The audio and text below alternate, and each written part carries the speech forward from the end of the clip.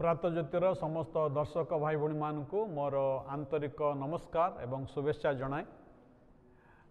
आपण मैंने नियमित भाव में आम कार्यक्रम देखुथिबारु आपण मानू अशेष अशेष धन्यवाद जनाए।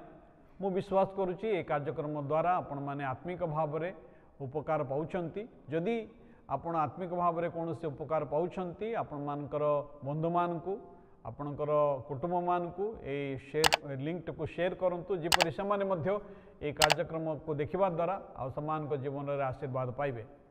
तेबे ए कार्यक्रम संबंध में आपणकर जदि कौन से प्रश्न थाए संदेह थाए तेबे आम मानकु दया करे जणांतु।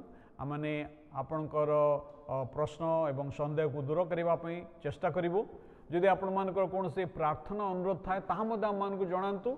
आमने आपण मानक निमंते प्रार्थना करिवो। तेबे भाई भणी माने आज आमने जो प्रसंग रे आलोचना करिबा से प्रसंगर शीर्षक हला आनंदर मार्ग। गत थर आमने एक कथा देखिथिलु प्रेमर मार्ग जाके प्रभु ख्रीष्टंकर मार्ग थिला एवं आज आमने देखिबा आनंदर मार्ग। आमे समस्ते पिला पिली बुढ़ा बुढ़ी युवा युवती समस्ते आमे ए पृथ्वी रे समस्ते आनंद रे खुशी रे बंचिबा पई चाहूँ। के आनंद चाहे ना समस्ते आम चाहूँ कई दुख रे रहिबा पई चाहते ना आम समस्ते आनंदित होगापी अन्य को आनंदित करने आम प्रयास करिथाउ। तेबे प्रश्न होची आनंद केउठारे मिलिबो आनंद किए देई पारिबे।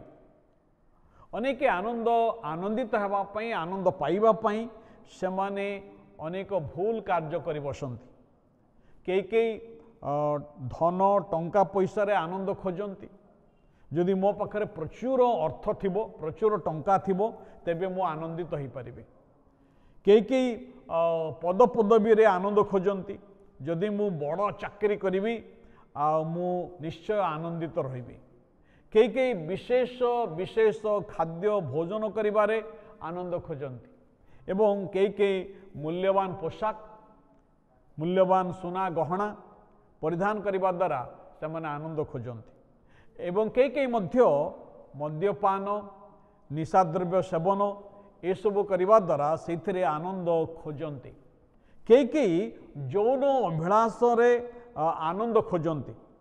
हाँ ये समस्त विषय सामयिक भाव में आनंद दे पारे। मु एक कथा कहू नहीं जे ये समस्त विषय आनंद देव नहीं किंतु ताहा स्थायी आनंद नुहे। से आनंद क्षणस्थायी क्षणिक आनंद। तेबे आज आम देखा आनंद कौन अटे आनंदर प्रकृत मार्ग कौन अटे। ग्रीक भाषा रे आनंद कहले कारा यार अर्थ होछि आनंद आह्लाद संतोष। बाइबल नूतन नियम रे प्राय 60 थर ए शब्द को व्यवहार करा जायछि।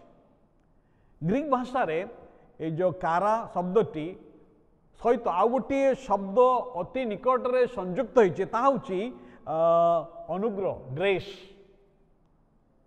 अनुग्रह सुख आह्लाद दयार भाव प्रदान करिथाए एवं आनंद आनंद आह्लाद अनुग्रह रु आसी थाए। आनंद जितेबेले आपणकर छोट उपहारटी आपण पाई थांती आपण अल्प आनंद करिथांती। जेतेबेले आपण को बड़ उपहारटी मिली थाए आपण बड़ आकार रे आनंद करिथांती। आपण को जीवन में जदि सब किछि थाई जदि आपण आनंदित नुहंती तेबे गोटे विषय आपण को पाखरे अभाव रहिछि। भाई भणी माने आज मनुष्य मान के पाखरे अनेक विषय रही किंतु समान आनंदित नुहंती। तार कारण होची जे से माने आनंदर उत्स को जानी नाहंती अबा आनंदर उत्स को जानी मध्य से आनंदर उत्स को ग्रहण करती नाही। जदि आपण प्रकृत रे आनंद पाइबा पे चाहती तेबे ये आनंद कौन सी बाजार रे मिले नाही। ये आनंद किए आपण को दे पारिबे नहीं। ये आनंद पाइबा पे हेले आपण से आनंदर उत्स को जानिबा आवश्यक। से आनंदर उत्स होचंती प्रभु ख्रीष्ट निजे। से जोहन तार 15 अध्याय 11 पदरे कथा लिखा अच्छी। प्रभु ख्रीष्ट कहले मोर आनंद जेपरि तुम ठारे थाए आ तुममानकर आनंद जेपरि पूर्ण हुए एथि निमंते मु ए समस्त तुम मान को कहली। प्रभु जीशु कहले मोर आनंद। भाई भणी माने से आनंदर उत्स अटंती।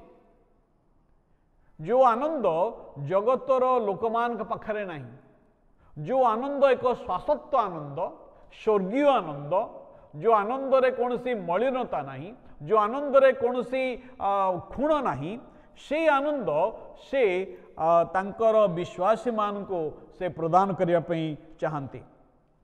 से जो आनंद आम मान को दियंती ता अवर्णनीय, ता महिमा एवं गौरव रे परिपूर्ण, ता स्वर्गीय आनंद, जो आनंद को कौनसी परिस्थिति बा कौनसी दुख बा कौनसी अवस्था स्पर्श करि परिबो नहीं।